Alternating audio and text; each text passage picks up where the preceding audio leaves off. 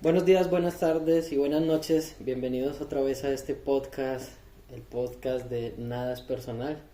Hoy acompañado nuevamente por Rafa. Rafa, ¿cómo está? ¿Qué tal tal, todo? doctor? Buenas noches.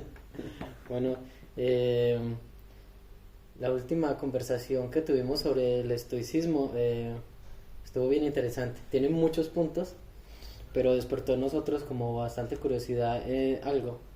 El hecho de que hablamos del estoicismo como una corriente filosófica y que en el judaísmo tenemos también esa lógica para poder uno, digámoslo así, practicar todo lo que es la filosofía de vida que un judío tiene y de alguna manera como sobrellevar la realidad.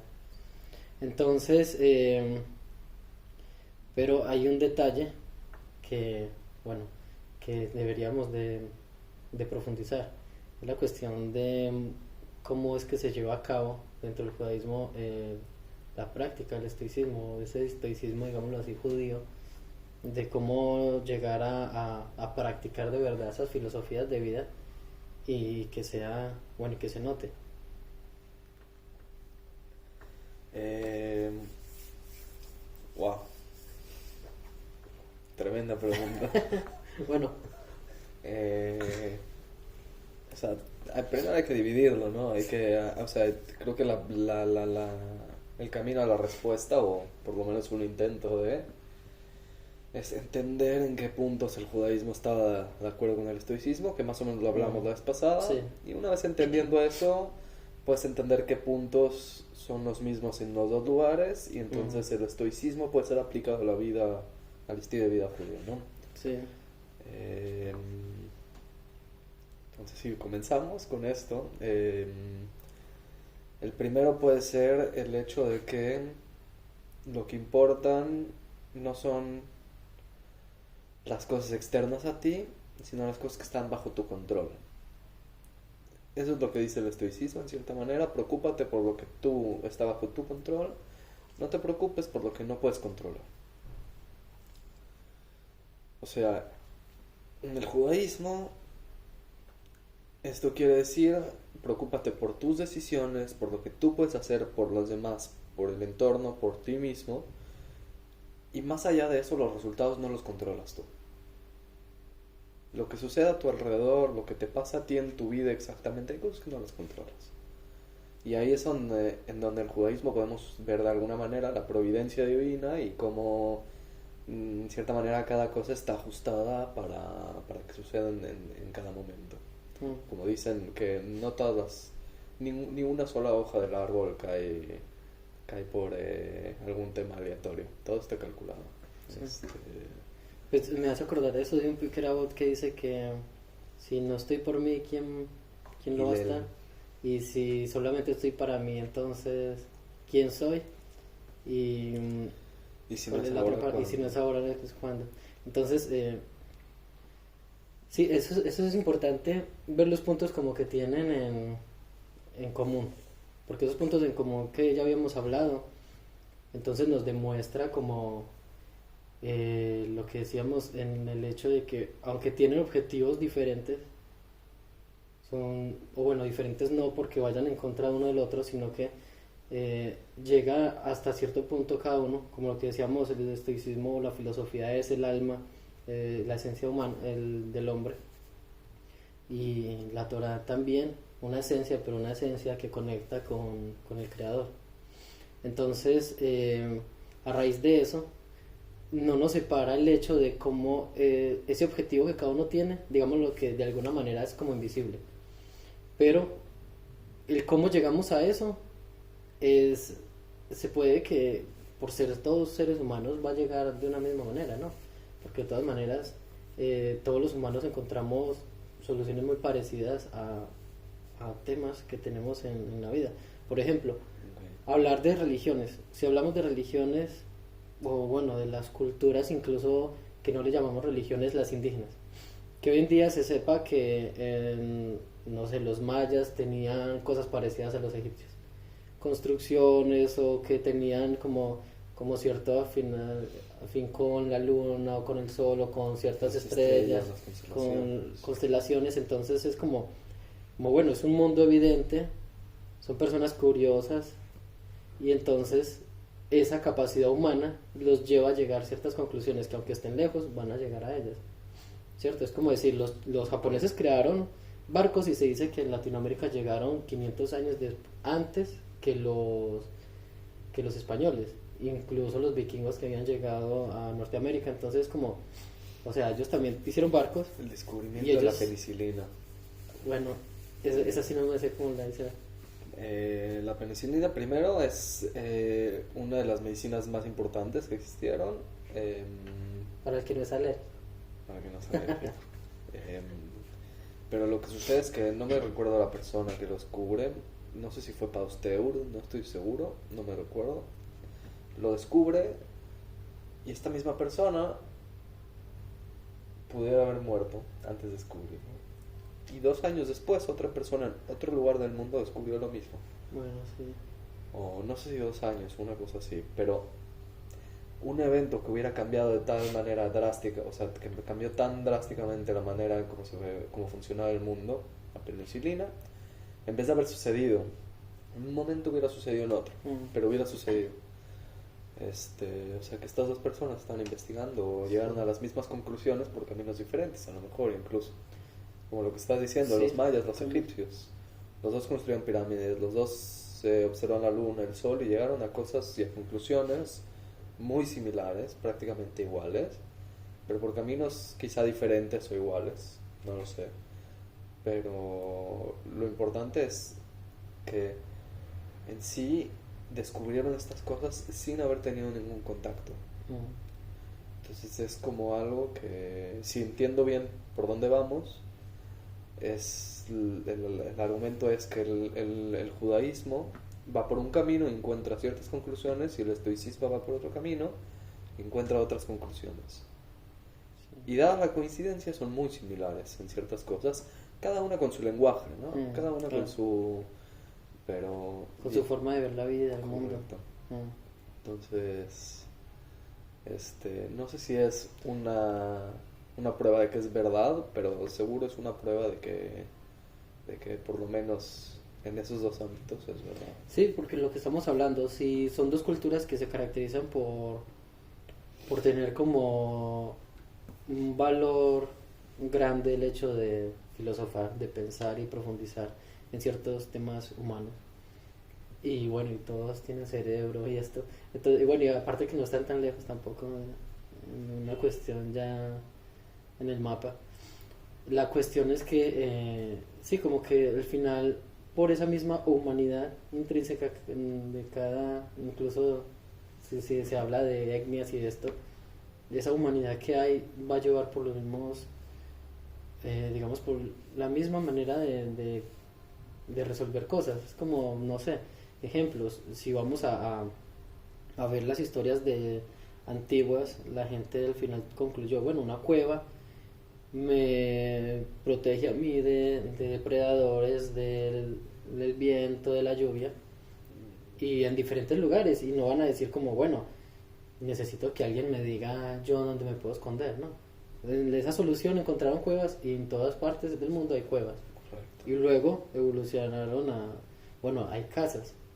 Y las casas de cierta manera tienen como parecidos también, porque también tienen que el techo así como una forma triangular pues para que el agua caiga y esto. Entonces es como que de alguna manera, o sea, no es tan Las matemáticas, ¿cómo las descubrieron en América y en Europa también?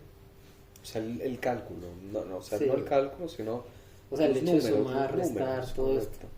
O sea, todas esas cuentas y eso. Correcto, porque cuando las personas llegaron, o sea, cuando se supone que sucede la glaciación y pasan por el estrecho de Bering, estos nómadas, y llegan a América y luego lo pueblan, no estoy muy seguro que existía algún sistema numérico como tal.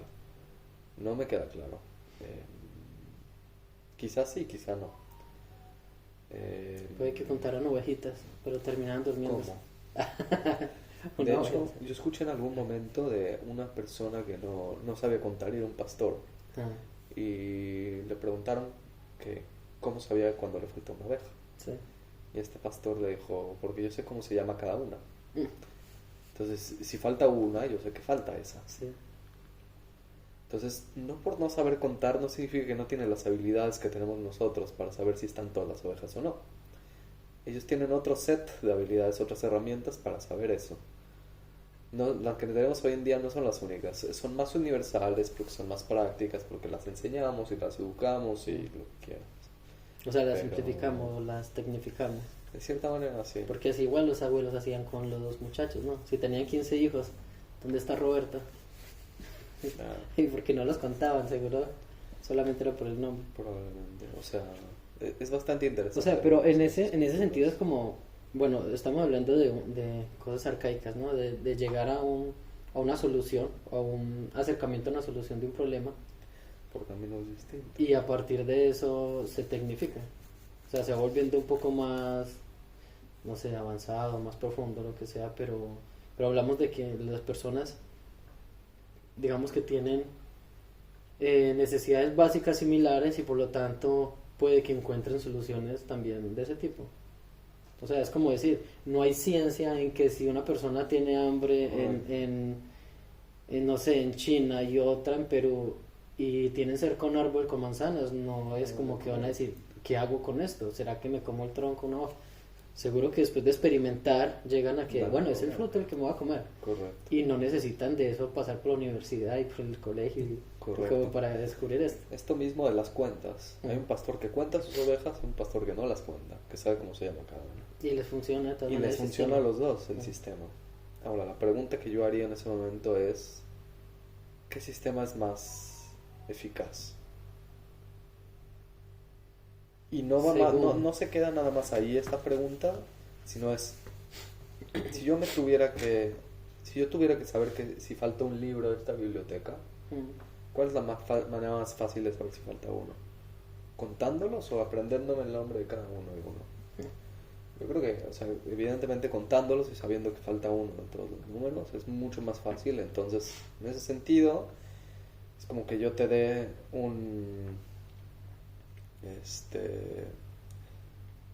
es como tener un martillo, quizá, y un mazo.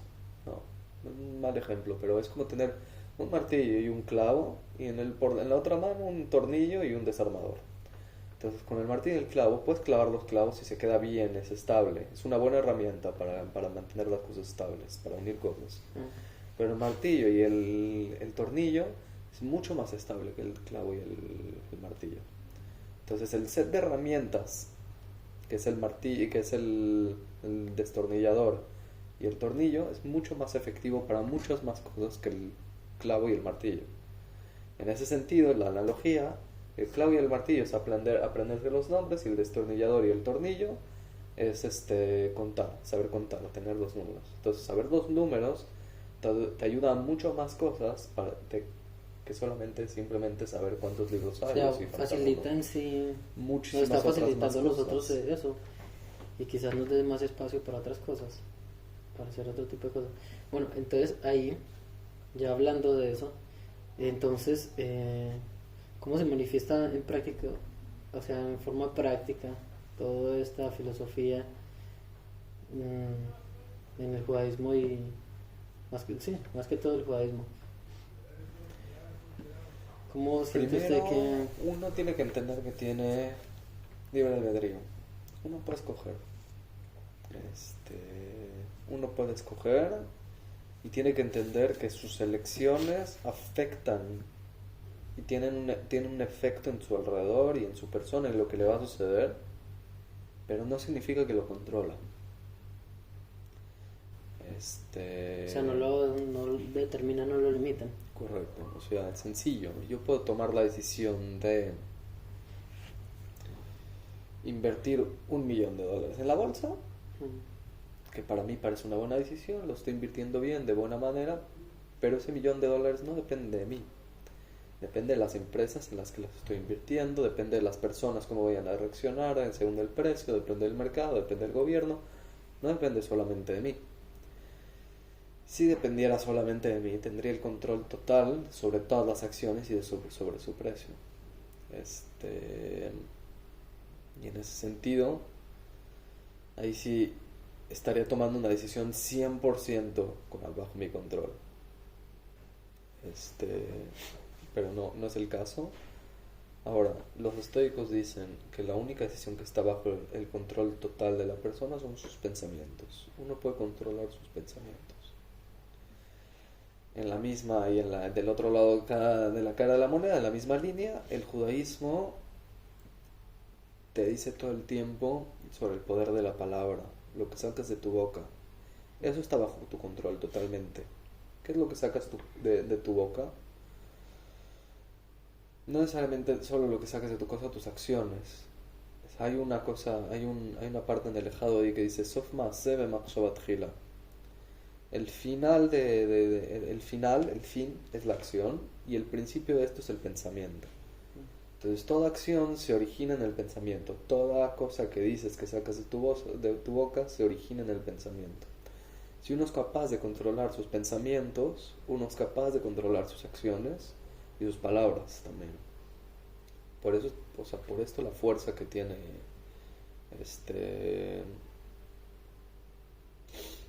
la fuerza que tiene el poder elegir tus palabras en el judaísmo en sí. Voy a dejar de lado ahorita las acciones, porque es otra cosa.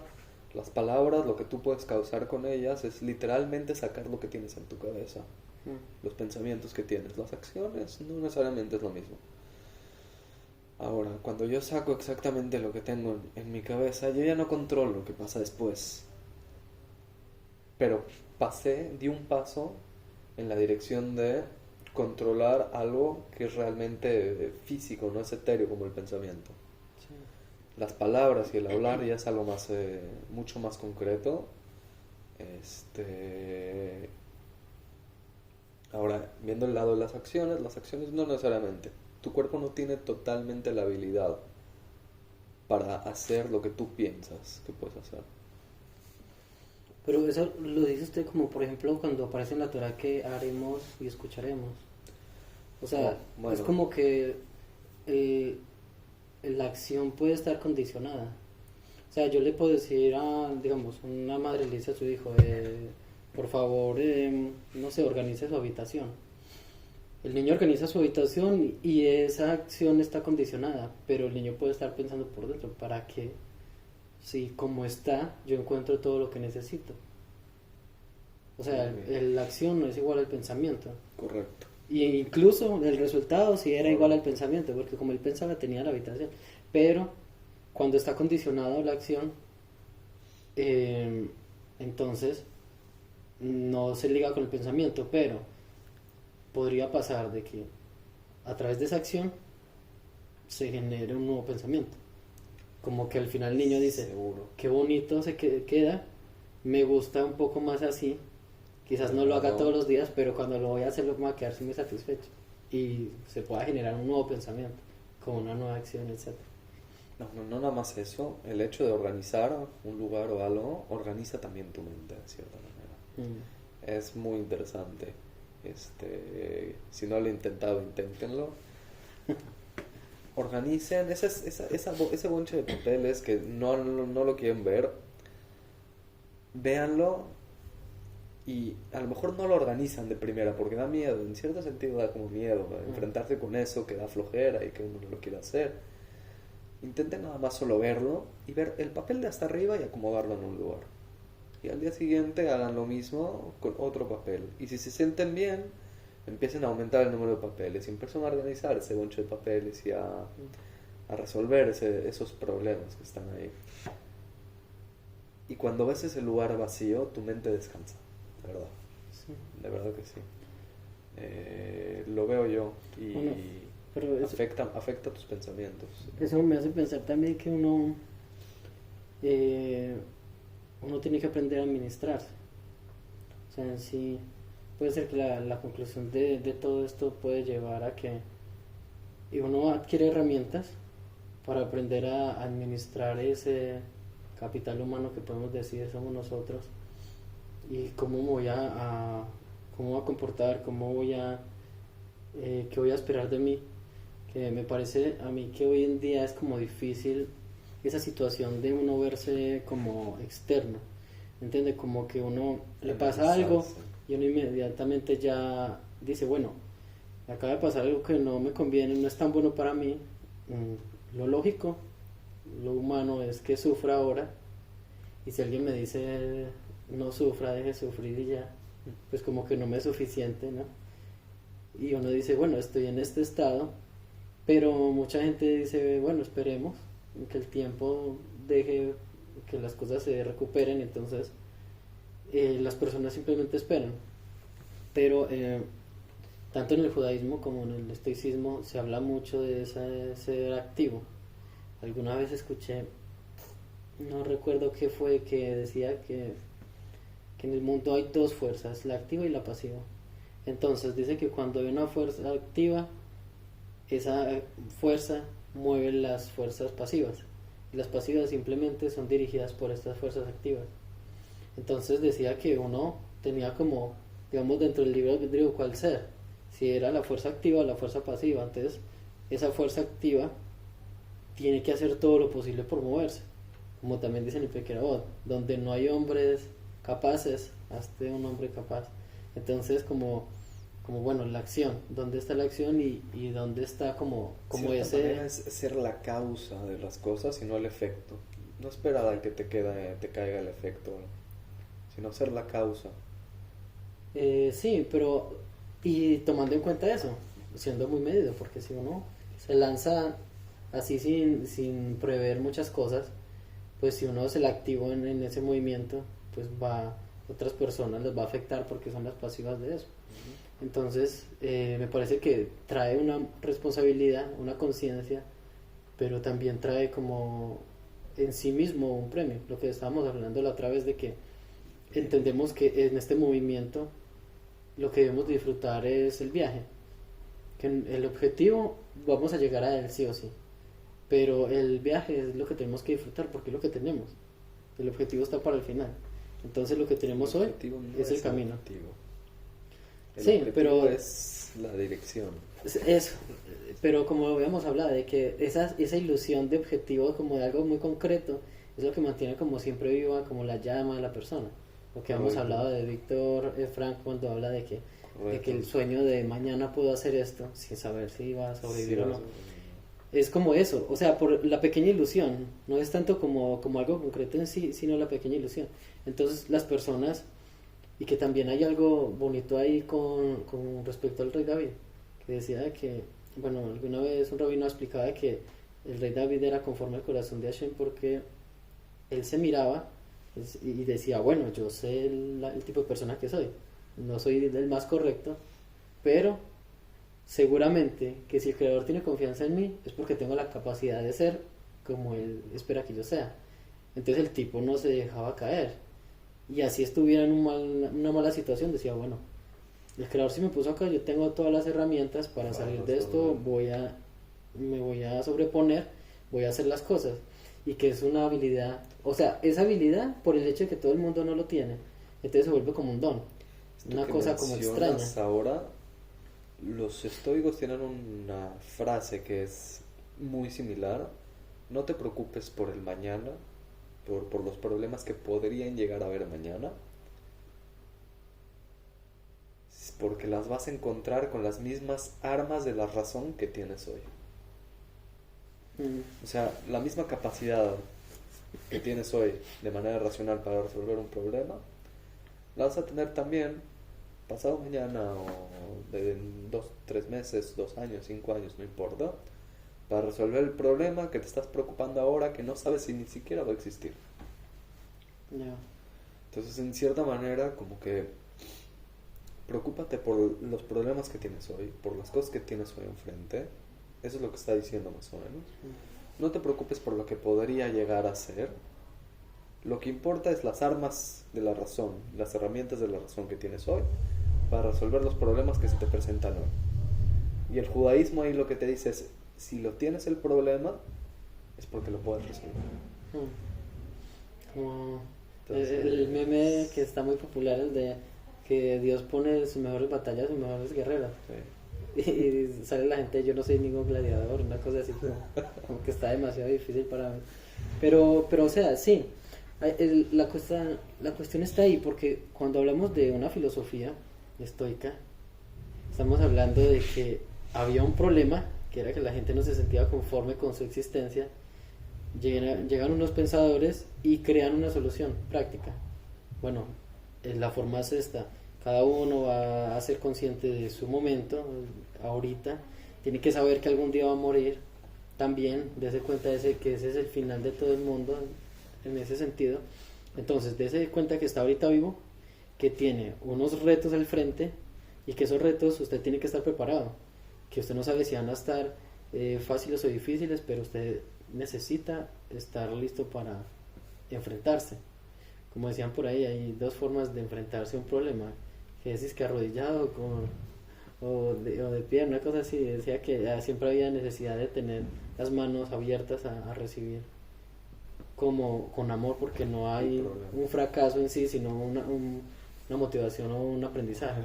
Entonces la cosa es de que en el judaísmo también está esto de nos alistamos para una vida humana, que habíamos hablado de que no, en ningún momento nos está prometiendo como si ustedes hacen esto se van a ir al cielo y en el cielo les vamos a dar oro o les vamos a dar el carro de sus sueños o ahorita no compren nada apartamentos sino que se los vamos a dar allá. No dice nada de eso, siempre nos dice oye, hay que hacer esto y luego hay que hacer esto y esto y entonces hay un punto súper importante. El estoicismo no le da valor al valor externo, le da valor a las cosas internas. O sea, no le da valor a si yo trabajé, hice mi trabajo bien y recibí mucho dinero y entonces me puedo comprar un coche, un Tesla. No le da valor al Tesla, no le da valor al dinero, no le da valor a nada de eso. Simplemente le da valor a que yo me esforcé, al esfuerzo que yo puse. Igual, de cierta manera, el judaísmo, ¿quién es rico? el que está contento con lo que tiene. Exacto. Entonces, el que está contento con lo que tiene, no en el sentido de conformismo, en el sentido de que... de conciencia. O sea, de conciencia, de que le está diciendo lo que usted tengo está es lo que feliz. merezco. Y además sabe que tiene. Porque si no sabe que tiene, entonces ¿cómo va a estar agradecido lo que tiene? Pero no se trata de las cosas externas, de nuevo. Se trata de las cosas internas. A fin de cuentas, la persona más despojada de todo lo que puede tener, ¿qué le queda? Su propia vida. Y su propia vida, solamente su propia vida es válida y es suficientemente valiosa como para que la viva. No por el sufrimiento que puede pasar y que esté pasando y las cosas que puede contener, no por eso, sino porque está vivo y porque el valor está en el esfuerzo que pueda poner en su vida y en las cosas que pueda... O sea, ¿qué puede controlar esta persona que no tiene nada? No puede controlar nada Así mismo de su ya. alrededor. Solamente se puede controlar a sí mismo. Y ese es el valor que le da el estoicismo a la persona. Todo lo que tiene valor está bajo tu control. Todo lo que no tiene valor no está bajo tu control. Es una fórmula bastante inteligente. Y el judaísmo en cierto sentido no lo adopta, pero sí lo toma de alguna manera diciendo como todo lo que está bajo tu control es porque tienes libre albedrío sobre él. Entonces preocúpate por eso. Eso vale la pena que te esfuerces. Todo lo que no tiene valor, no te preocupes. No tenías decisión desde el principio. Sí. O sea, no había responsabilidad. Correcto. Entonces tú sabes que hiciste lo mejor que tú podías haber hecho. Eso es lo que realmente tiene valor. O sea, si lo ves como el tema de una prueba, el valor de la prueba no está en haber pasado la prueba, sino en haber hecho lo mejor que pudiste haber hecho para pasar la prueba. El esfuerzo. O sea, porque digamos que la prueba se pasa con 50. Con 50 de 100 pasas. No es el caso, ¿no? Pero sí, como en el examen, 60 pasas, ¿no? Con 50 de 100 pasas esta vez. Ahora, yo podía hacer 80, pero como sabía que con 50 pasaba, hice 53, 54. Y el otro 30% que podía haber dado, ¿dónde quedó? Entonces, realmente, el éxito o el fracaso, bajo el punto de vista estoico y bajo el punto de vista de la Torah, no es si pasaste el examen con 50 o no con 50, es si llegaste a tu límite, si realmente llegaste a todas tus capacidades. Esa es la prueba real, yo creo. O sea, si hubo el real esfuerzo para por lo menos acercarse a lo que llamamos el objetivo. O sea, de verdad le puso empeño, le puso el corazón a esto. Sí, total, de todas maneras, es que mucha gente, yo veo que cuando está en cuestiones ya de Torah, al estudiar, por ejemplo, me acuerdo de alguien que llegó, o sea, estaba volviendo Shuvah, la persona, y en su vida había leído una parasha. Y esta persona una vez entró a un Bekeneset que estábamos ahí, había un evento, y el tipo miró así y dijo, todos esos libros me faltan por leer. Y pues bueno, y alguien era como con esa alegría pues de que sí, tenemos que estudiar y ya. Dijo, sí, esos son los que faltan. Y el tipo decía, no, esto es lo más frustrante que yo he visto. O sea, él tenía en ese momento como 40 años, ahorita obviamente es mayor, pero ya él en ese momento decía, no, como 41, 40, una cosa así, él decía, es que ya estoy muy viejo. Y si me demoraba un año leyéndome un libro, se estaba leyendo El Jardín de la Fe y llevaba un año en eso, solamente leyendo, se le decía, ahora estos que son más grandes, más técnicos, o sea, ¿cuántas vidas voy a necesitar? Y entonces el tipo estaba muy frustrado. Y justamente el rabino esa noche contó sobre la historia de un anciano que se había vuelto millonario y cuando ya era muy millonario él dijo, ahora me puedo dedicar a estudiar. Y entonces dice que él se sentó a estudiar y con el Jabruta a estudiar una página de Gemara. Dice que se demoró un año estudiando esa página porque la quería estudiar bien, entender los conceptos, entender todo lo que le estaba diciendo. Y que cuando la terminó de leer murió. Y entonces el reino decía, solamente vivió como para... O sea, esa página era la que le hacía falta para completar su vida, porque justo terminó y murió. Entonces... el rabino empezó a explicar de que uno no entiende como cuál es su objetivo, o sea, de su nacimiento específico. Entonces que uno no simplemente tiene que hacer todo lo que está a su disponibilidad. O sea, no, yo estoy aquí en este momento, no soy astronauta, pero yo no voy a estar sintiéndome mal porque nunca voy a ir a la luna, ¿cierto? O qué bueno fuera darle una vuelta al sol. O sea, no es ese tipo de objetivo, sino que qué capacidades tengo, cómo puedo mejorar, qué me falta y cómo me puedo enfrentar a los objetivos que me pongo día a día, los que sean, pequeños o grandes. Me voy a levantar por la mañana no sé, a rezar, y entonces lo hago a cierta hora, bueno, miro el minián que sea a las 8, hasta que un día se me hace fácil y digo, bueno, ¿qué tal si me levanto más temprano? ¿No? Y aparte de eso voy a salir a trotar 20 minutos para quedar bien despierto y me voy a rezar. O sea, es como que todo se tiene que hacer a la medida de uno mismo. O sea, hay unos estándares de las cosas que se esperan de uno. Digámoslo por el judaísmo, hay unos misbot, que hay un estándar, unos básicos y se pueden ir profundizando a mejor, pero se espera que uno lo haga.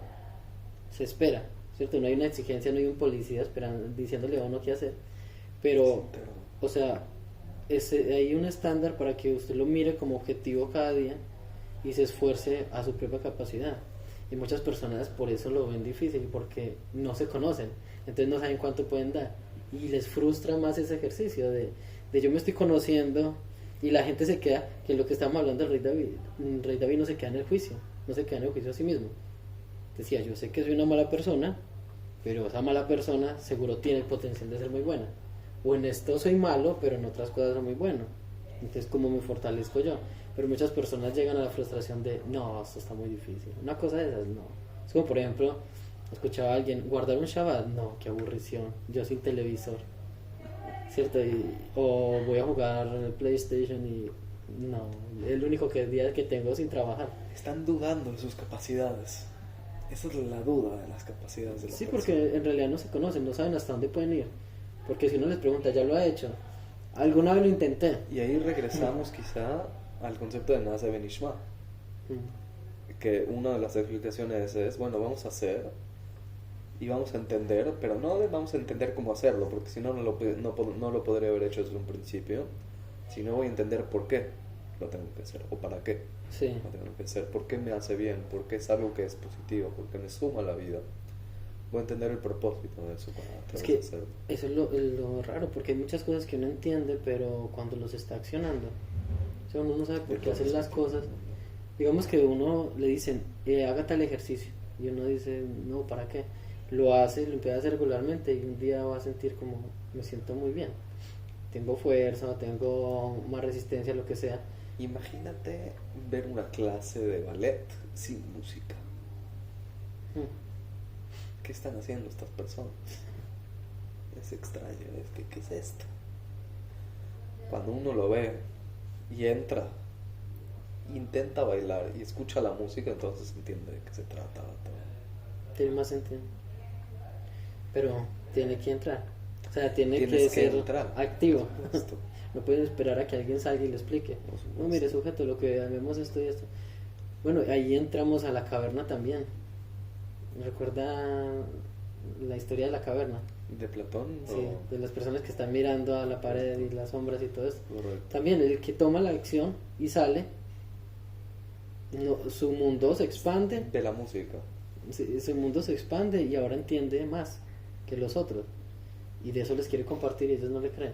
Pero él sale y esa acción, Esa acción le de lo hace salir. crecer, pero también le demuestra hasta dónde ir, porque seguro si viéramos como la historia real, o sea, si lo mostramos en Salió un punto primero, se real, asomó, se asustó y se volvió a meter.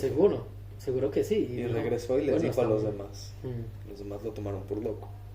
Y porque quería saber si estaba loco o no, volvió a salir. Y volvió a checar. Y dio 2 pasos para afuera y se dio cuenta que no estaba loco y se volvió a meter. Y les volvió a decir. Y le volvieron a decir lo mismo. Volvió a Y así. salir y así. y así, hasta que ya un día dice, bueno, ya estoy muy afuera, ya me puedo ir, estoy tranquilo y adquirir nuevas herramientas, que eso es lo maravilloso, lo que estamos hablando de que las cosas se tecnifican o se vuelven mucho más avanzadas, es en la hora de contar y, bueno, a la hora de usted hacer, porque lo que estamos hablando, el tipo contaba con nombres y un día entendió de que si le ponía, no sé, una cantidad de piedritas, usted ya sabía cuántas, temas así, o sea, va avanzando, pero en la acción, porque si usted queda pensando, hay muchas cosas que avanzan, pero no lo hacen avanzar, ¿me entiendes?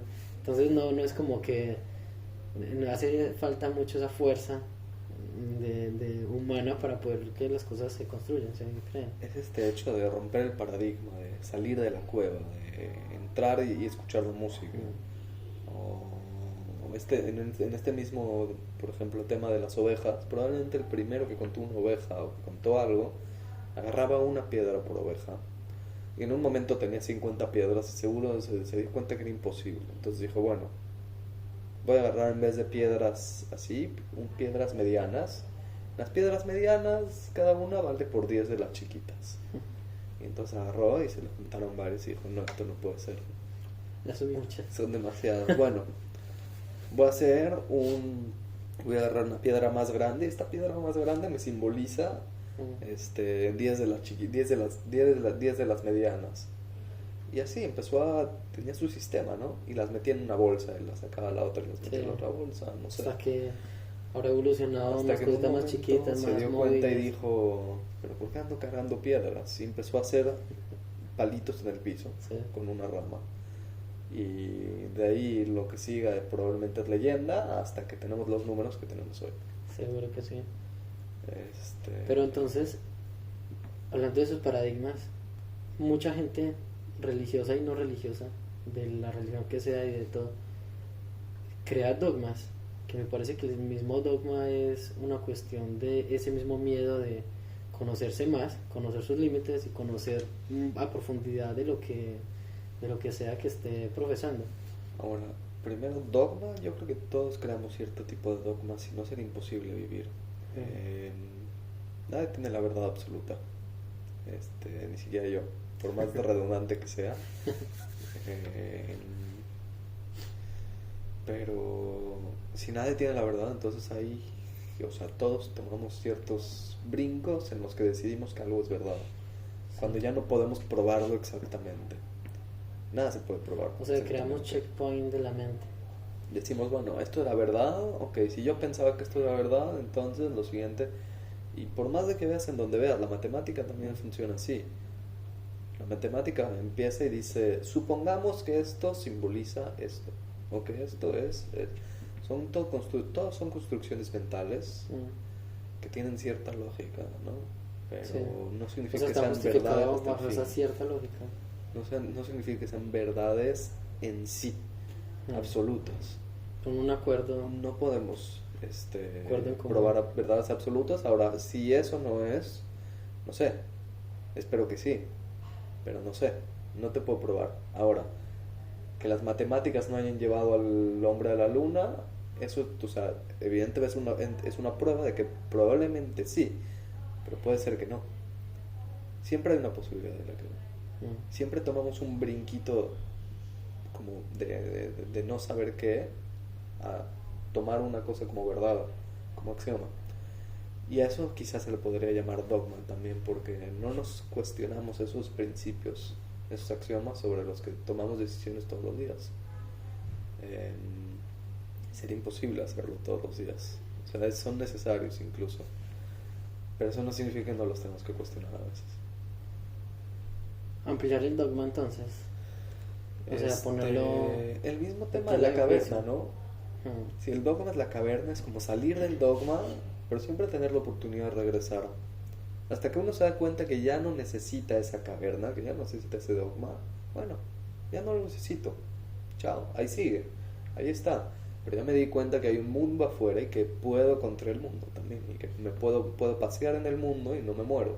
Que hay otras cuevas más grandes. Y que hay otras cosas más grandes y que... Sí.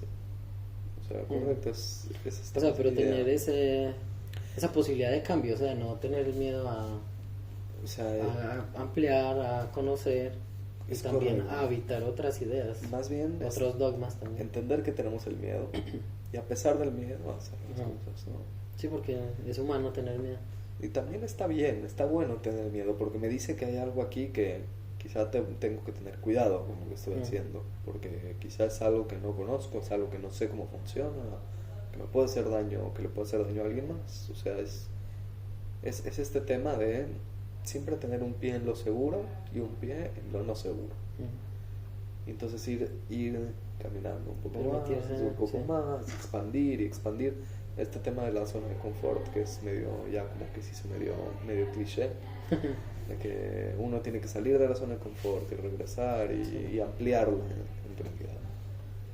Si uno sale de la zona de confort, se pierde en el bosque de la cueva, se sale de la cueva, se pierde en el bosque y ya no puede regresar, y como no sabía cazar, no sabía qué comer, no sé qué, se muere. Entonces hay un punto en el que es un punto de exploración, es un terreno de exploración. Sí. También la zona de confort es todas zonas de confort, ¿no? Porque si uno está en movimiento, también de pronto ese movimiento es su propia zona de confort. Por ejemplo, las personas que son ahorita, no sé, ahora modernas, ¿cómo se dice? Que se mueven mucho, que son nómadas. Sí, las personas de hoy que son nómadas en muchos sentidos, y esa es su forma como de vivir este mundo y la forma de habitar, que es ese quizá movimiento constante. El miedo que tienen es el miedo a tener A quedar anclados en un solo lugar. quedar anclados en un lugar, en una zona, en una sociedad, y ese es el miedo que tienen. Entonces su zona de confort es estar fuera de esos parámetros o sociales o parámetros espaciales o como le quieras llamar. Bueno, y entonces, así desde esa perspectiva que lo está viendo, entonces porque hoy es lógico que la gente esté adquiriendo como todos estos pensamientos, no sé, pensamientos o prácticas espirituales, meditativas, que la gente está ahorita como profundizando mucho en mindfulness, en la Cábala, de Cábala Center, en meditaciones antiguas incluso ya hoy se ha popularizado el uso de ayahuasca, y varias cosas como que los chamanes también, ¿no? Que están como bien popular, las cosas que ahora el mundo espiritual, que ya estábamos hablando del mundo lógico, pero luego se siente que hoy en día estamos hablando también ya del mundo espiritual. Entonces hay mucho estoicismo moderno que es muy popular, pero también hay un espiritualismo moderno donde parece que otra vez hubiera la lucha de espíritu y cuerpo. Y llega a este salto y no son pocas las personas. Porque yo podría decir, a partir de la pandemia, la gente tuvo un miedo y al no tener como seguridad en posesiones materiales, digámoslo así, ahora entonces, lo mismo que estamos hablando ahora, ¿qué me queda? ¿Quedo yo? ¿Y yo qué tengo? ¿O qué valor tengo? Podríamos decirlo porque sería muy lógico, pero es que esto viene de un poquito más atrás. Incluso creo que se habla del 2004 más o menos, que empieza como un movimiento así muy fuerte. Entonces la cosa desde que viene de hace tiempo viene evolucionando. En los 80 y todo este Sí, con los hippies y todo esto, sí, pero era muy fluctuante. Era como por ejemplo los 90 que se considera un cambio de generación o de siglo que como que no queda muy claro en qué estaban enfocados. Sí, pero entonces en el 2000 y digámoslo así que a partir de todo lo que pasa en Estados Unidos empieza un crecimiento como que empieza a notarse, ¿me entiendes? Como que empieza, y todo esto, Sí. hoy que llegamos a los coaches de todo tipo, entonces como que provoca, si estábamos tan anclados en la lógica, entonces ¿qué pasó que hoy nos estamos queriendo anclar a una espiritualidad de este tipo? De bote pronto, hay un filósofo, Hegel, que dice que las cosas se manejan por dialéctica, que hay una tesis, una antítesis y una síntesis. Entonces, si ya vivimos la tesis, en cierto sentido es el racionalismo, tiene que haber una antítesis, es el misticismo, el espiritualismo, o como lo quieras llamar, y después de cada uno de estos tiene que haber una síntesis. Pero esta síntesis es una tesis, que después viene otra antítesis, y después ocurre otra síntesis, que esta síntesis vuelve a ser una tesis, y este proceso se repite N veces.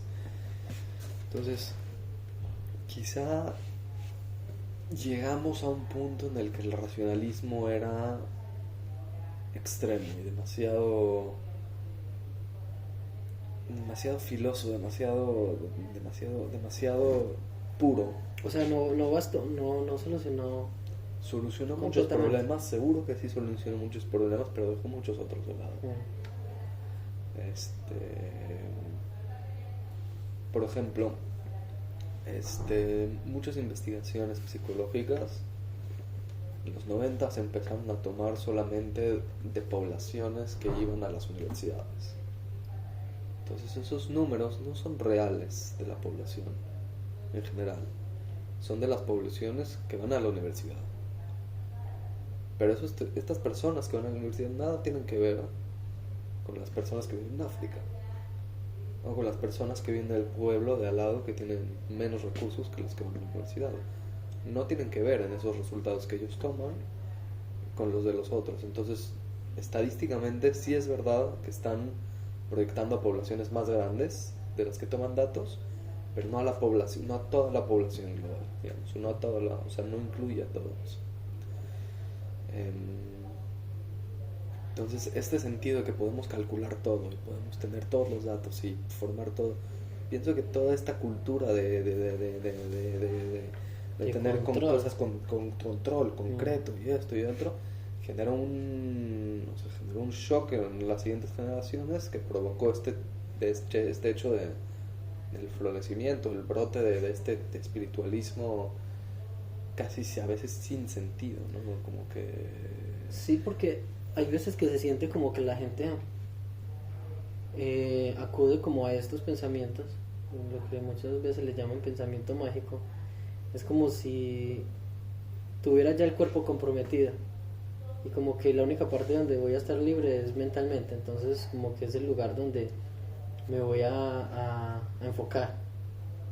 ¿Sí? No, porque hay veces que veo que la gente hoy en día está volviendo como el tema no, es que si soy espiritual no tengo por qué tener posesiones. O sea, si tengo un carro, ese carro me está alejando de mi espiritualidad, porque me está creando, no sé, una obligación económica, o me está creando una distracción. Entonces la gente no está haciendo como la guerra, ya como entre dos mundos, el mundo material, un mundo que es de perdición, y el mundo espiritual es el mundo de la salvación. Entonces como que se desligó. O sea, yo pensaba que lo que iba, o sea, que nos íbamos a encontrar un día con hoy, como con algo, una confluencia entre espiritual y material, que en el judaísmo se habla mucho. O sea, se habla mucho y como que de alguna manera Tiene mucha que gente suceder, no lo entiende. O sea, tiene que suceder, pero mucha gente no lo entiende porque cuando la gente dice, pero si los judíos son tan estrictos, porque es que tienen dinero, porque es que son ricos.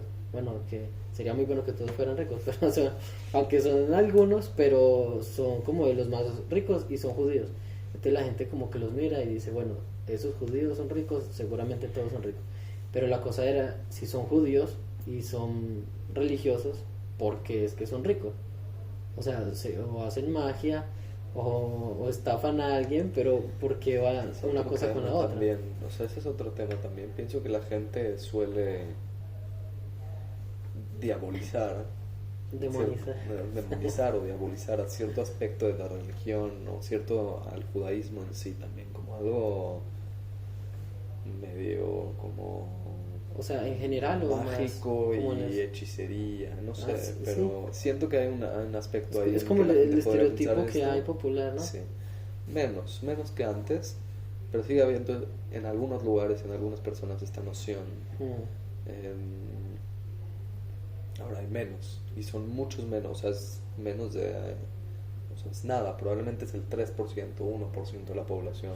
pues sí. No digo mundial, ni siquiera, de Estados Unidos probablemente, pero son estos los que hacen el ruido en general. Sí. Eh, sí, o sea, el tema es, el judaísmo sí opina que hay que tener un equilibrio entre las dos cosas, pero me parece que una parte debe de subyugar a la otra en algún sentido. No estoy seguro, pero por ejemplo, si estamos hablando del dinero, ¿para qué el judío tiene dinero? Mm, Bueno, el judaísmo te diría, ese judío tiene dinero, porque ese dinero él lo sabe administrar y lo sabe distribuir muy bien, y hay gente que no lo sabría distribuir ni administrar muy bien. Entonces el dinero de alguien más se lo dieron a él, es una explicación muy burda, pero funciona. El dinero de alguien más se lo dieron a él para que esta persona después se los dé como tzedakah. Que tzedakah no es caridad, tzedakah en hebreo es justicia. Entonces, si es el dinero del otro, una persona nada más lo está administrando para dárselo. sí. Y eso es justicia, de cierta manera. Esa es una manera de verlo, ¿no? Otra manera de verlo es, bueno, esta persona hizo las cosas bien y es responsable y se lo merece. Se lo merece. Ahora, lo que haga con ese dinero, construir una escuela o construir no sé qué, o en vez de gastárselo en cualquier otra cosa. Sí. Y en ese sentido, el judaísmo es muy individualista. Te dice, tú, ¿qué puedes hacer con lo que tú tienes? Como David, tú qué potencial tienes y con tu potencial a dónde puedes llegar.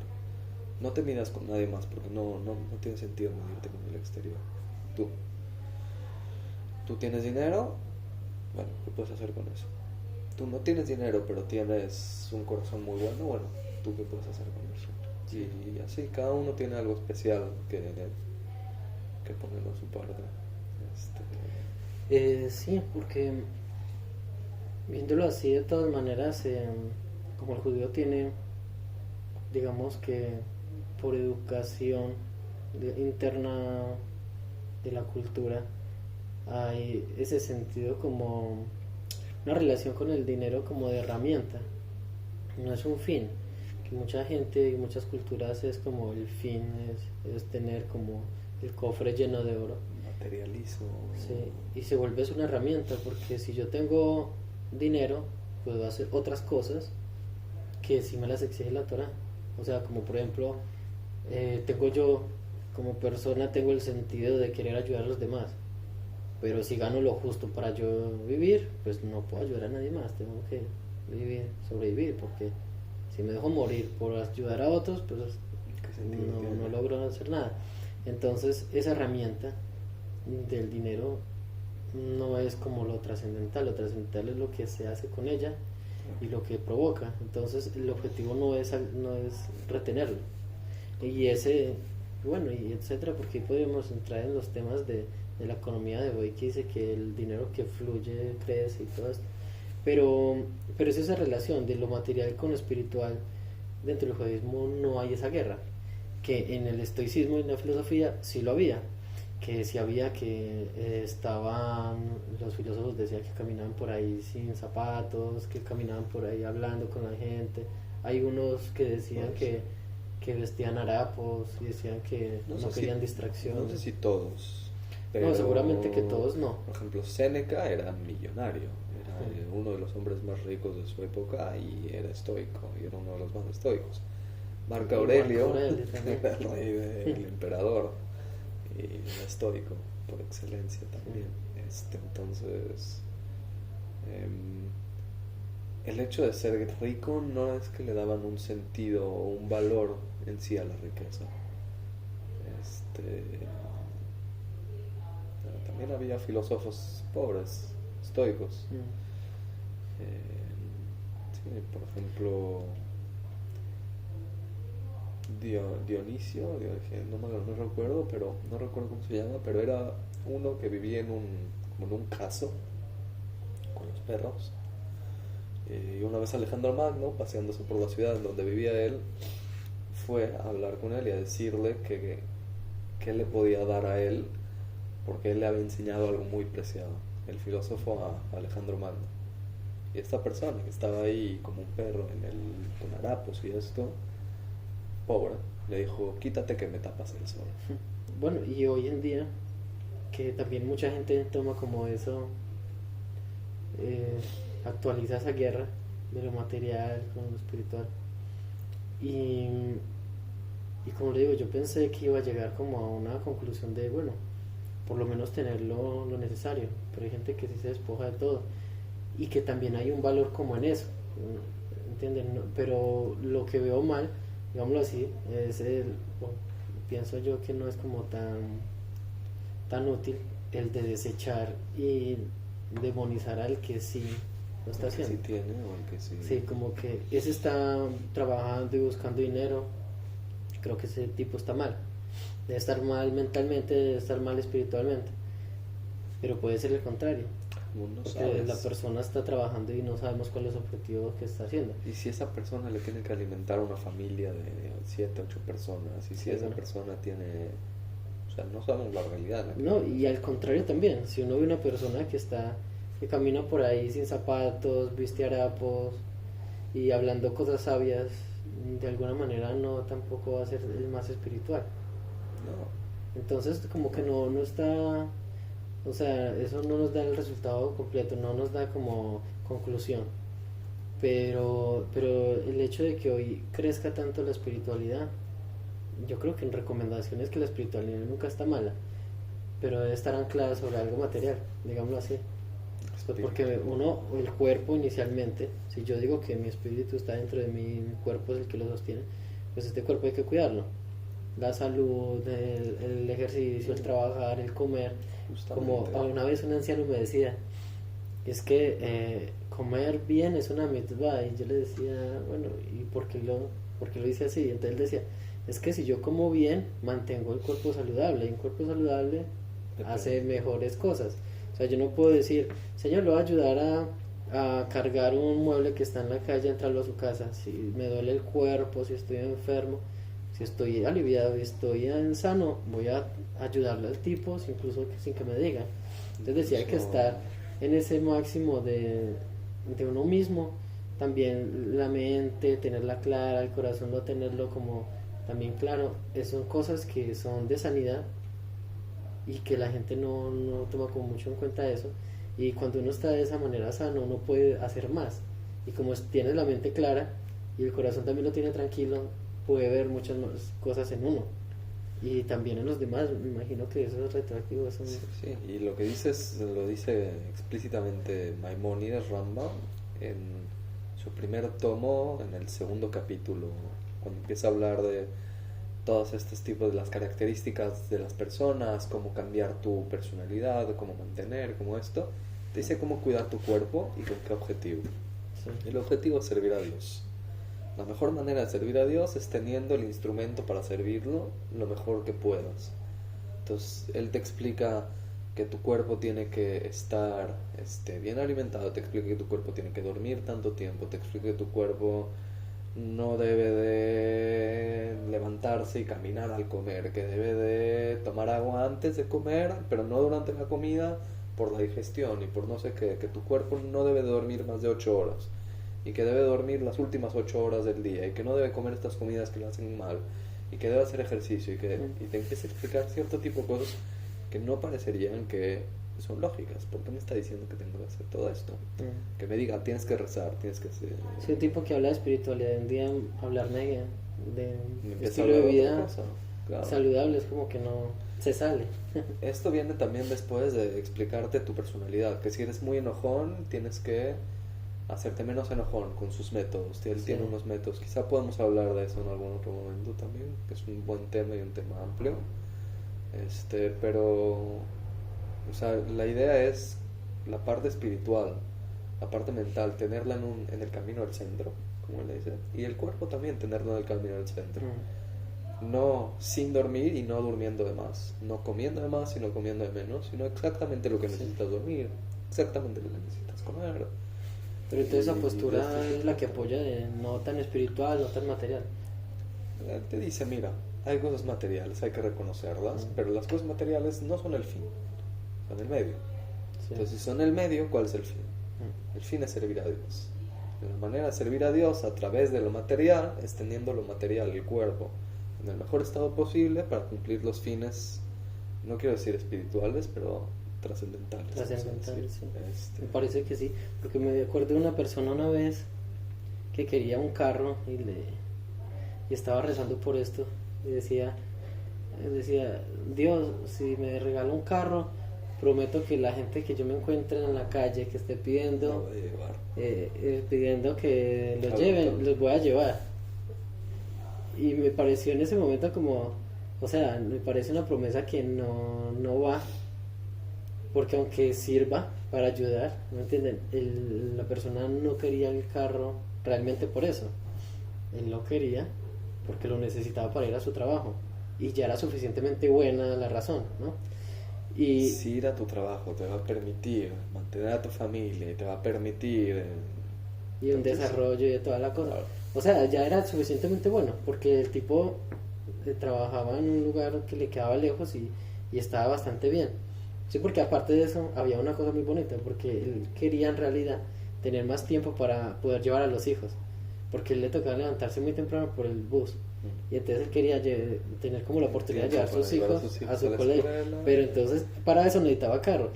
Pero él decía, no, pues eso no es tan trascendental, porque como eso solamente me sirve a mí, si eso no me hace sentir a mí bien. por los más cercanos a ti, entonces ¿de qué te estás preocupando en la vida? Hay una frase que se me marcó, no tengo hijos, pero algún día. Y ya tiene frase para decir. La frase dice, la pregunta no es qué mundo le voy a dejar a mis hijos, sino qué hijos le voy a dejar al mundo.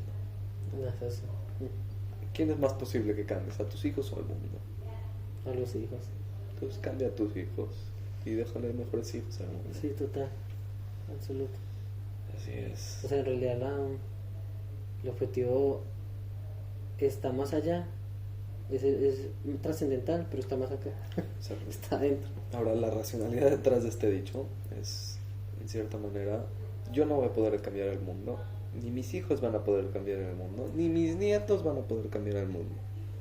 Pero a lo mejor si yo y mis hijos y mis nietos, mis bisnietos y 30 generaciones para adelante trabajamos para cambiar el mundo, entonces lo vamos a cambiar, probablemente.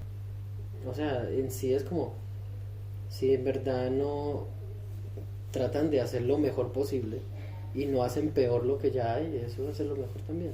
Seguro no es sí. Que voy a cambiar, que hoy voy a limpiar seguro. Un río o algo así, pero seguro que va a provocar, si no lo ensucio, que no al futuro no se siga. Por lo menos, si no lo vas a limpiar, por lo menos no lo ensucias. ¿Ves?